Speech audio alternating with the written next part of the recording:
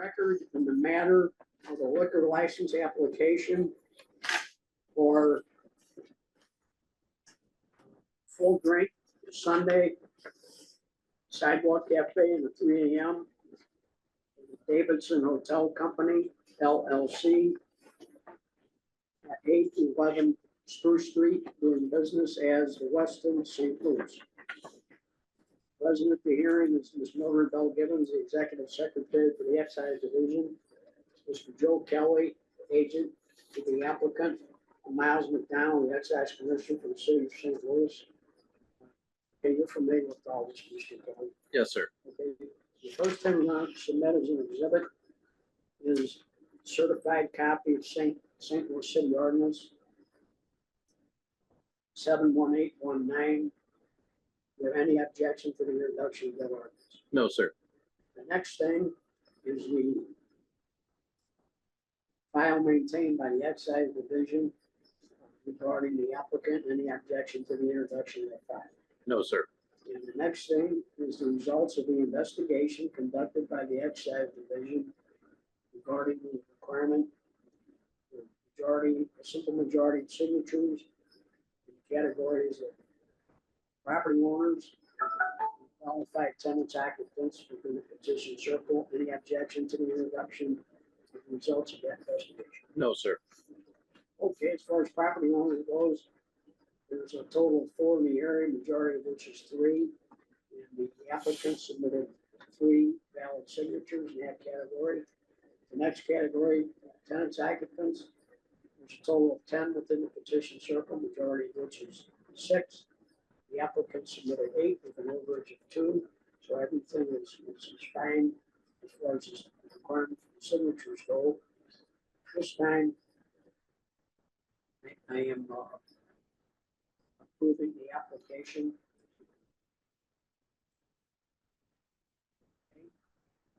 The application has been approved. The hearing is concluded. We are now going off the record in this matter. I think we also applied for a 3 a.m. license. I think it's on the other folder. Two folders.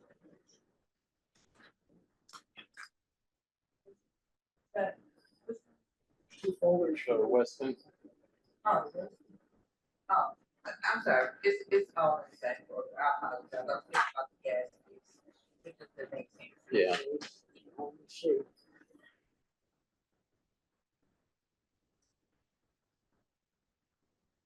Okay, all right. There's also an application here for a 3 a.m. Everything is the same in terms of the exhibits, with the exception of the signature requirement. In terms of property owners, there's a total of 10 in the extended petition circle, majority of which 6. The applicant has secured 7 signatures in that category. And tenants, occupants, extended petition circle is a total of 14, majority of which is 8. The applicant secured 9 in that category. So, do you have any objection to the results of that investigation, Mr. Kelly? No, sir. Okay. So, application is approved, and the 3 a.m. permit is also approved.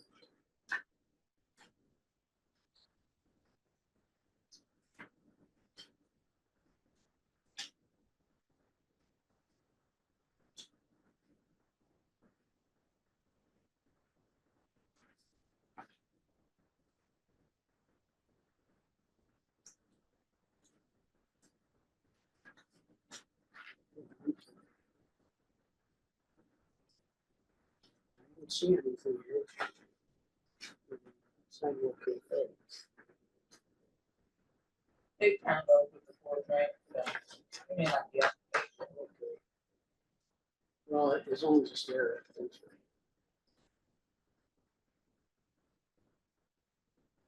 And the 3 a.m. permit is also approved. Well, it's a sidewalk cafe. Okay. Looks like, anything else, Mr. Kelly? No, sir, that's, Okay, it looks like we've covered everything, and the hearing is concluded at this time. thank you.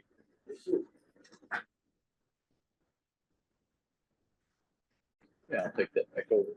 It was kind of a difficult getting, tracking on the folks over the Cardinals to sign all the petitions. But that Dan Pfister, the guy with the Downtown Residents Association, I was talking to him of, because I keep in touch with them with everything I got going on downtown. I had just mentioned this to him, and he helped us. He put a call in over there and helped us get their signature right away. It was really helpful. Did Dan Pfister, he's with the Downtown I know Residents. Dan. Oh, okay, yeah. Is he anything to that newspaper reporter that just passed away? Oh, that I don't That know. was his last name. Yeah, I That was noticed in the that. comment. Yeah, I did notice that. Yeah. Yeah, he's a person. Yeah. Well, I try to work with those folks as much as possible with him and the older gentleman that comes to all the hearings, the former alderman. James Page. Yeah, James Page. Yeah, he's such a nice guy. They're very helpful. When I try to tell these people in downtown, not necessarily these hotels, but all these little mom and pop places. I said, start with them. Call James first. Go with that. I said, let's not apply. Don't hire me. Talk to them, and then calling back and see where they land on it. That kind of thing. And the people that take my advice and do that, it helps. These other people that try to go head to head with them on petitions and stuff. He's an interesting guy. He's Yeah. He's got the he's got Harley Davidson. He's got him. I think he's older than me. Yeah. I thought he told me he was like 80. But he's a nice guy. Yeah. Well, like I say, whenever we get something downtown, I always, you talk to them first, and Oh, yeah. you got to just, same thing with, the Central West End, the Grove, or any of these neighborhoods. It's kind of very much involved in these things. Well, you know how it is. They're the first ones. And I even tell people too. I said, if people just randomly get these petitions or these postcards, a lot of them call the alderman's office or call it down, call the residents association to see what the hell's going on. If they can just say, yeah, we met with these people, they're cool, we will sign it, send it on. We don't want to have to do our own research. Let somebody else okay it. Yeah. I got, I'll take this back over there. I got every hearing. The next one we got is, that's the old Vindicet building, that caught fire. Okay. I miss that. I like that restaurant. The rooftop up there was beautiful. View of downtown. That was the guy's name, Paul Hamilton, had owned it. He sold the building to this younger couple. They bought the building there, and I think the husband, they're both out of the country right now. The husband, he's an architect and builder, and then his wife is the one that's going to run the. There are two event spaces. Okay. One on the first floor, and then that third floor with the rooftop seating is going to be an event space there as well. So, I think that signature is the same for both of them. yeah, they're exactly the same. Yeah, there is like the second floor is residential, so that it's split, between what they're licensing on the first floor and the third floor. Then there's residential in between, so you got like 2 licenses. And then we've got another application pending for a completely different person. Is doing the old, there was a pizza place on the first floor, but he's a different owner. So just applying for a license there now. Building back up and running. But man, you see that fire? Do you remember that? That was about 2 years ago. Somebody put a cigarette out in like one of the planters. The whole building caught on fire. The water damage. I mean, they had to cut the thing, tear the elevator shafts out, everything, tear it down to the studs. The water damage from the fire department, just destroyed that building. They have a tendency to do more damage. Yeah. Yeah. But he said it was on the security cameras. I don't even remember if it was somebody that worked there or a customer put a cigarette out, and then it just kind of smoldered in the planter until like the middle of the night. Unfortunately, the place burned when there was nobody there, so nobody got hurt. But Some stupid shit like that. 9:15, we can skip over if you want. Okay.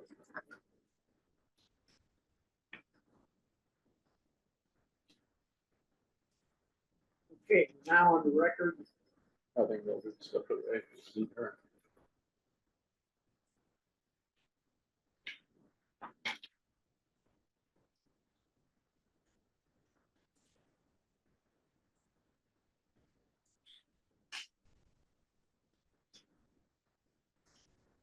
See any major changes coming this way with the new administration? Yeah, yeah, I know. We had any problem. yeah. I don't know, she doesn't care for that. Oh, there.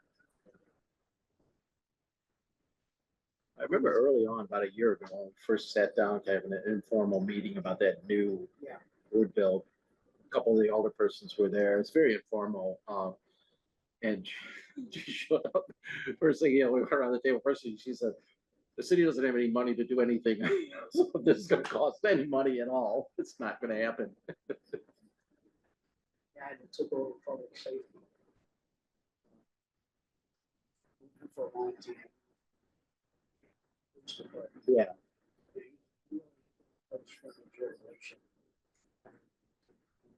Yeah. So I'm gonna get home.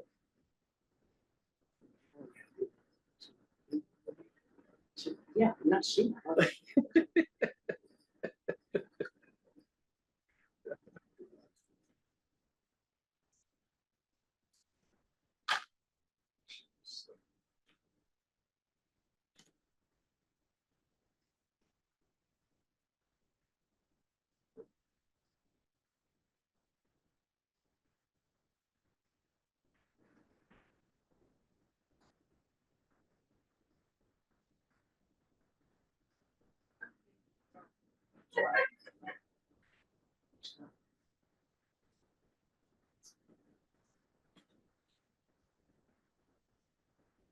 Did we request a phone for back here? I'm not sure, I have to ask when. Okay, we're now on the record in the matter of liquor license applicant Speed Events LLC located at 2017 Shoto.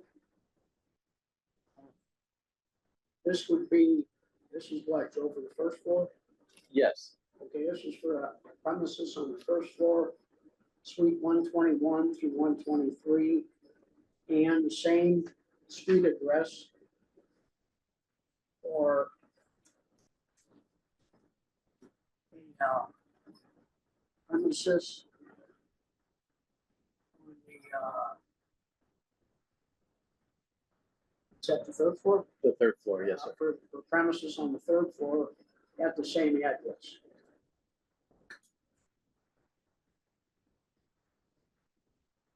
Okay, we're gonna do, if you're familiar with this, Mr. Kelly. Yes, sir.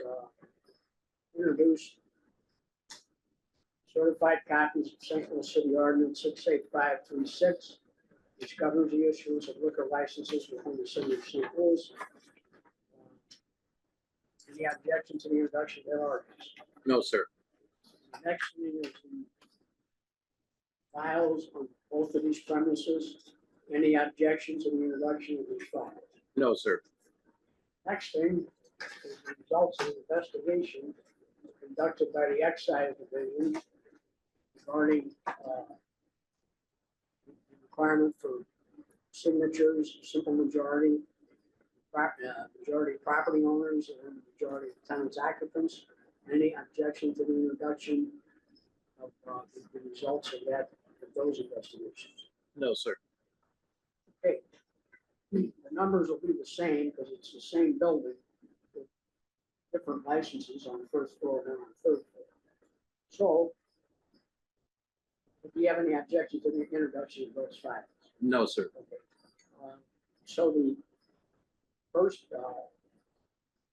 place on the first floor, so there's a property where there's a total of 56 qualified property owners within the petition circle, majority which is 29.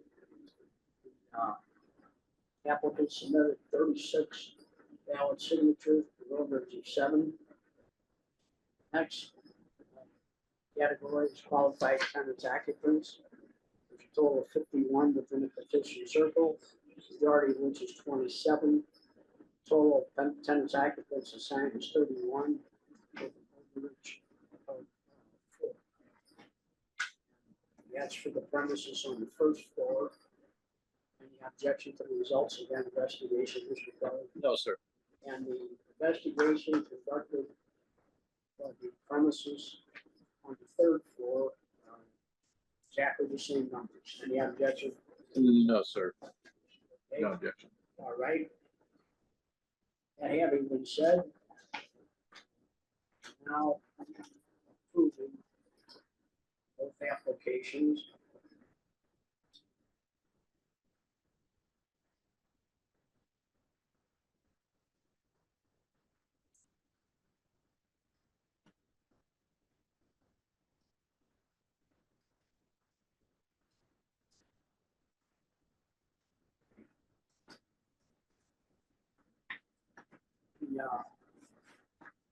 This one, you take these back to now.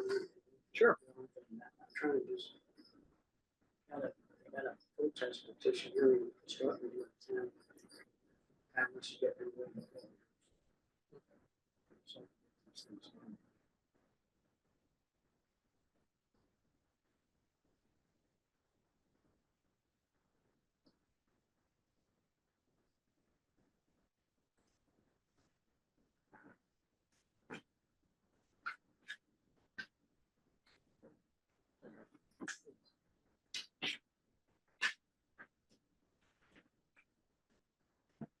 I don't know if it's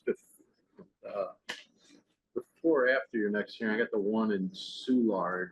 Yeah, that's the next one. That's the next one. Okay. 9:45.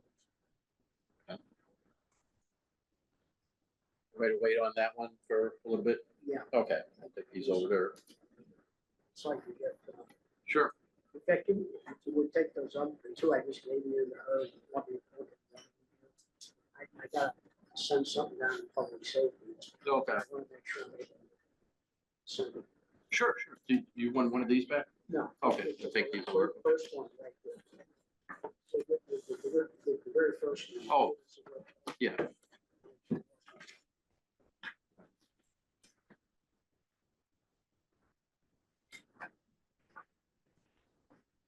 Just give me a shot whenever you want to start the, when you're on 7th Street, there's a gentleman out here. He's with the applicant. He works for the applicant. He just came down, so I don't know that there'll be anybody from the neighborhood here, but just let me know whenever Yeah. you're ready. That's the old place where Tim Baddock's Soulard Restaurant. Oh, yeah. Yeah. sure. So Tim, but close to Soulard, I think there was a fire there too at one time. Are they involved in the new place? No, Tim's not. He still owns the building. Okay. And then he leased it to Twisted Ranch or something. He leased it to another place that was there less than a year. And they closed, and then he's got these guys doing some daiquiri factory or something there. I got you. Just let me know whenever you're ready. Okay, thanks, Bill.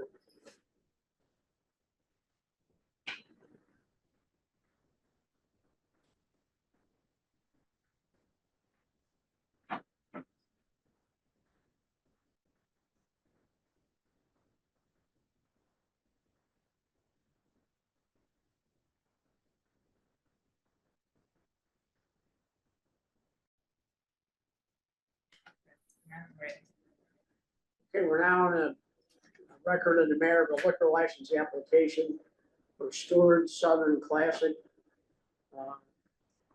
Daiquiri Factory, doing business as Southern Classic Daiquiri Factory at 1729 to 31 South 7th Street. My application for full drink, a Sunday drink, and summer garden. Present at the hearing, Ms. Mildred Bell Gibbons, the Executive Secretary to the Excise Division, Mr. Joe Kelly, the agent for the applicant, Mr. J.W. Hackles, your neighbor. This is the neighbor. Okay, and Mr. George Hey, your neighbor too? nope, I'm just a observer participant. Okay. Actually, I think you know my cohort Cheryl Bear. I'm a restaurant writer. I write for St. Louis Magazine. Okay, And I got one person online, somebody named Thomas. somebody need to go? Thomas. Okay. All right, okay, you're familiar with this, Mr. Kelly. Yes, sir. First thing we're gonna do is introduce certified copy of St. Louis City Ordinance 71819, which governs the issuance of liquor licenses within the city of St. Louis. Any objection to the introduction of that ordinance? No, sir. And the next thing is the file maintained by the applicant by the excise division. Any objection to the introduction of that file? No, sir. The next thing would be the results of the investigation conducted by the excise division regarding the requirement for majority signatures in the categories of property owners and qualified tenants occupants within the petition circle. Any objection to the introduction of the results of that investigation? No, sir.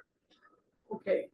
There's a total of 39 property owners within the petition circle, majority of which is 21. The applicant secured 25 approval signatures with an overage of 4 in that category. Regards to tenants occupants, there's a total of 24 within the petition circle, majority of which is 13. The applicant secured 14 approval signatures in that category with an overage of 1. Everything appears to be in order here regarding the signatures also, so at this time, I'm approving the application. Okay, the application has been approved. We're now going off the record in this matter, and the hearing is concluded. Thank you very much. Thank you, gentlemen, for coming in. Thank you.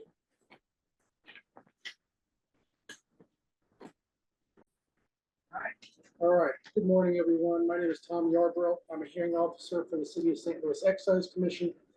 It is April 17th, 2025 at 10:15 a.m. We are here for a protest tonight regarding the property located at 3037 Olive Street, St. Louis, Missouri 63103, doing business as Rogue Bistro, R-O-U-G-E Bistro, B-I-S-T-R-O. There are multiple people in attendance today. First, we have Mr. Julian Davis, who is the applicant and manager, it says here, at Rogue Bistro. We have Zach McMichael. So why don't everybody, can I just have everybody announce who they are? Why don't we do that rather than just to state your name for the record. So, Can you speak loudly though? yeah, Yes, ma'am. I'm Eric Tolke. I am a property owner in the Circle of Influence. and what property do you own, Mr. Tolkien? We own a residence at 3146 Locust Street, as well as several other properties in the area. Perfect, thank you. Zach and Michael for JLM JRDA LLC. They own property directly north across an alley from the applicant's property. Scott Pullman, and I have property at 3124 Locust, and I'm also a resident. I'm Mary Toki. I'm the petitioner. I own property in the area and live in the area and filed a petition. Thank you. Chase Feaster, Assistant City Council. Daniel Shaw, Assistant City Council. I represent the Department of All right, perfect. Thank you, everyone. All right, so as we stated, we're here for a protest hearing. A little bit of just brief procedural history here for the record. It appears that this application was filed on December 23rd, 2024, right? Procedural history will then show that letters of protest were issued to Ms. Tolke on January 21st, 2025. On January 29th, 2025, letters of protest were submitted to the Excise Commission, and there was found to be 11 valid signatures, which initiated the protest, with a 30-day cutoff established of March 3rd, 2025. On February 27, 2025, the protest representatives submitted 4 protest petitions containing signatures. And it looks like this hearing was originally set for April 10th. That was continued due to my unavailability, and it was set for today, April 17th at 10 a.m. And that brings us to where we are. So first of all, I have to admit some exhibits on behalf of the city, but I'll do those kind of throughout the hearing. First thing I'm offering is city exhibit number 1 is a certified copy of the ordinance here, which is the controllable law ordinance 71819. This is a certified copy of that ordinance. Does anyone have any objection to city exhibit 1 being entered in evidence? Mr. Davis? No. Mr. Michael? Ms. Shaw? No, obviously. All right. City exhibit number 1 will be entered in evidence. City exhibit 2. I will offer in evidence. That is the excise division file that I'm holding for entitled Road Bistro. Now, again, there's going to be some other exhibits, 3, the liquor license, letters of protest, and the summary spreadsheet of that are contained within exhibit 2. But for this purpose, I'm just submitting the subject matter of the excise division file in its entirety as exhibit 2. Do you have any objection, Mr. Davis? No. Mr. Malcolm? Okay. City exhibit 2 will be entered in evidence. All right. Now, as it pertains to the signatures submitted, right? It looks here, and then I will let you take it from here, Ms. Shaw. But as everybody's aware, we need to submit signatures for the protest constituting a majority of tenant occupants and their property owners within the radius, right? The protest representative is responsible for submitting a majority of signatures to have a valid protest, right? I see the signatures that have been provided here, but Ms. Shaw, why don't I let you take it from here and you can call any witness you would like on behalf of the city. Start there. Just quickly, so I understand, is there any objection to the signatures? Speak up a little bit, please. Is there any objection to the validity of the signatures? No. So then I'll just say in general, and I won't call Donna or excise unless you just. No, that's fine, especially if there's no objections to the signatures. Just, so I didn't mean to cut you off, Ms. Shaw. So we're on the same page, Mr. Davis, just I want to make sure you understand.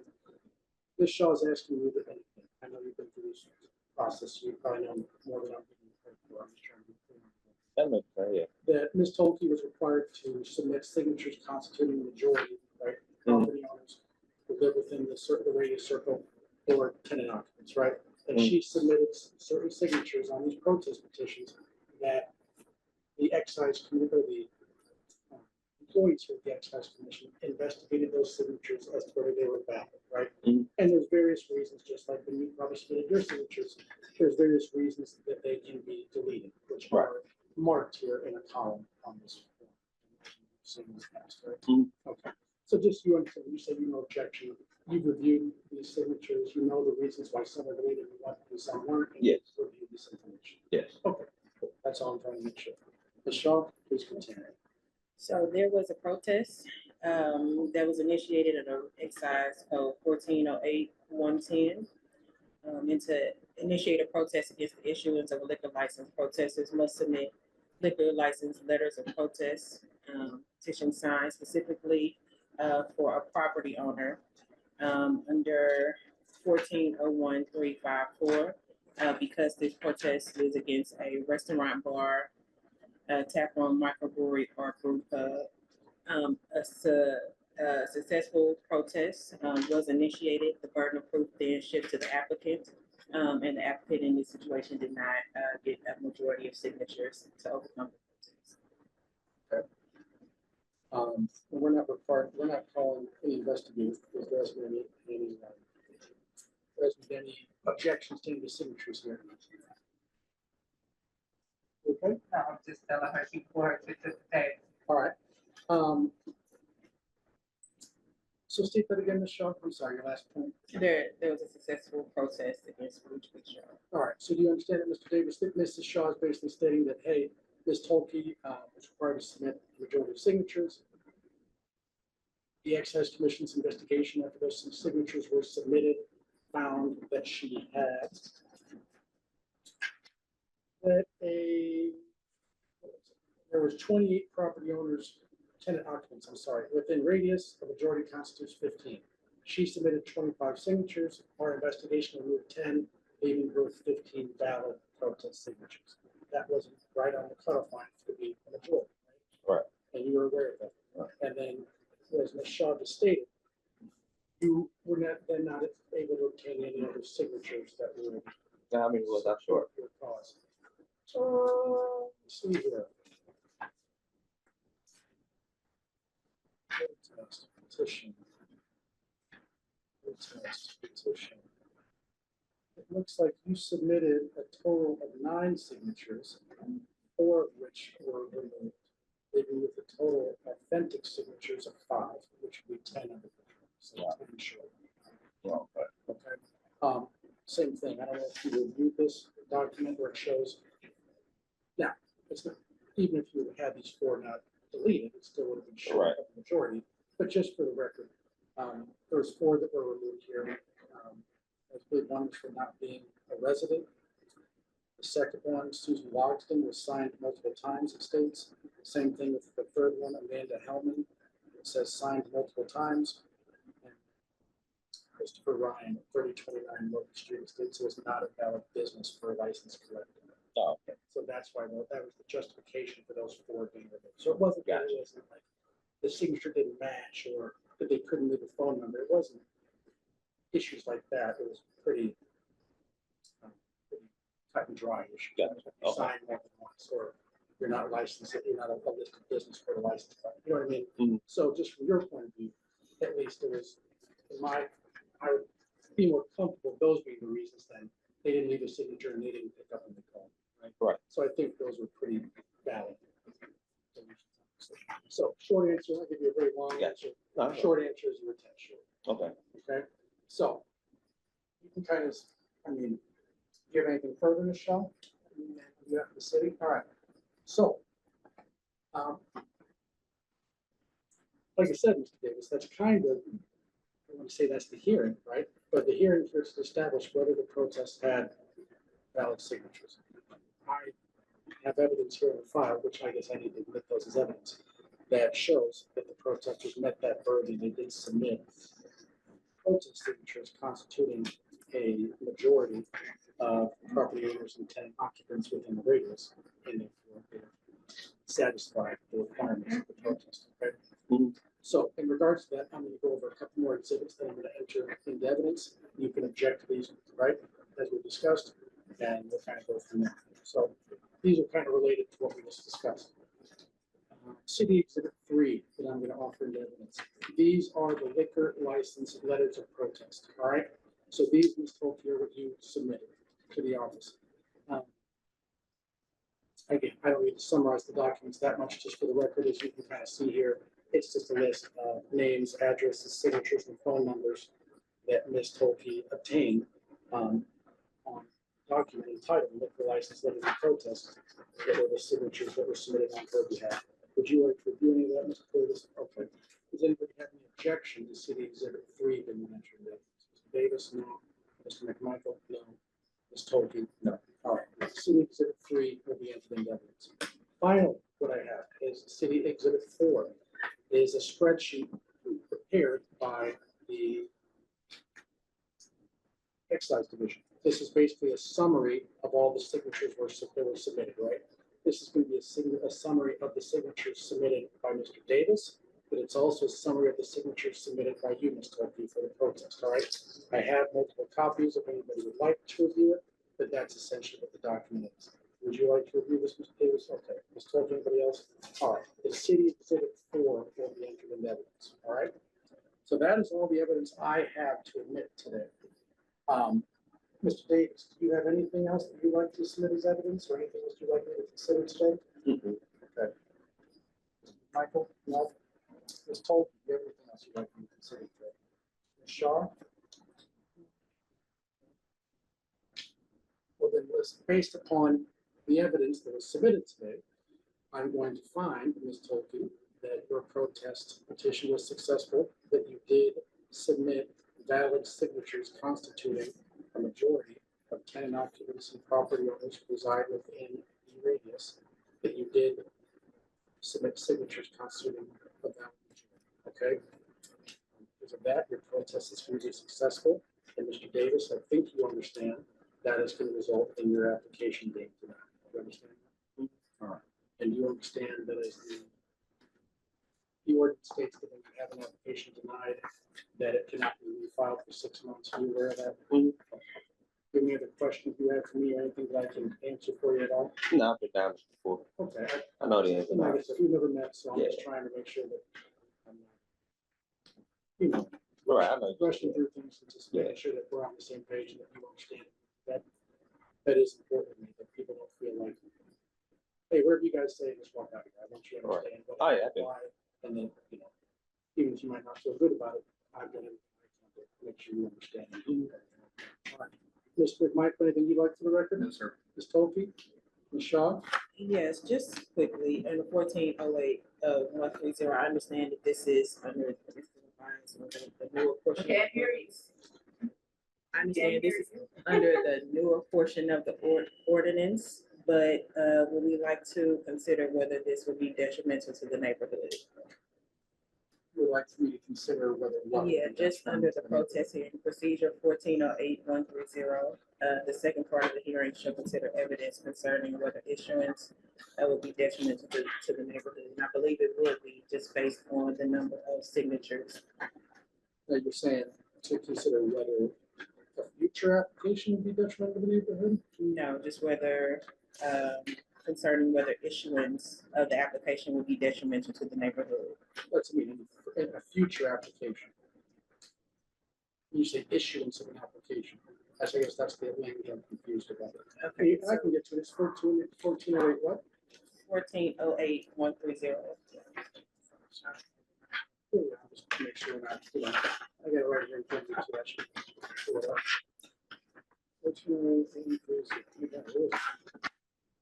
All right, subsequent second paragraph, what? B, B, the excise commissioner shall, at least 10 days prior to the date at which the protesting is scheduled, cause notice of the time, place, and date to be served. Okay, I apologize, it's not. It's D, it's D. it's the last 1, 2, 3, last 4 lines. Got it. The protest should be brought before the full food.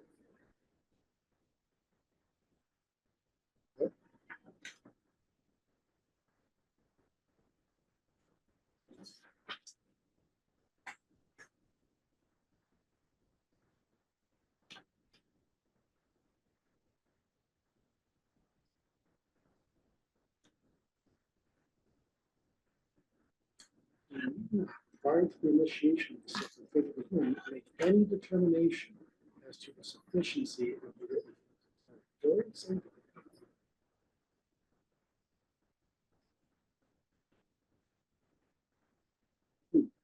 Well, in reading that, it would just seem to me, I mean, I have no problem doing a second phase 2 of the hearing to consider those factors. So It's I just also, submit that the Yeah. successful protest will be enough evidence. well, that's kind of what I'm thinking, because it states shall consider evidence concerning whether issuance, renewal, or continuation of the license which is the subject of protest would be detrimental to the neighborhood. Those are all off the table since I denied it. It's all new at this point. So same thing, like I would have no problem considering detrimental to the neighborhood evidence regarding that. But in the same sense, I feel, you know, like it would be a bit unfair to Mr. Davis, like, you know, I don't know if you're prepared to provide evidence that you're not detrimental to the people who do support you, you know what I mean? Right. It seems unnecessary at this point. Right, yeah, I've been doing that for years. Yeah, I think it's, like you said, moot would be the legal term for it. So I thank you for bringing that language to my attention, but then I don't think we need to address that. All right, so that'll conclude the record for today unless anybody has anything further. All right, thank you, everyone.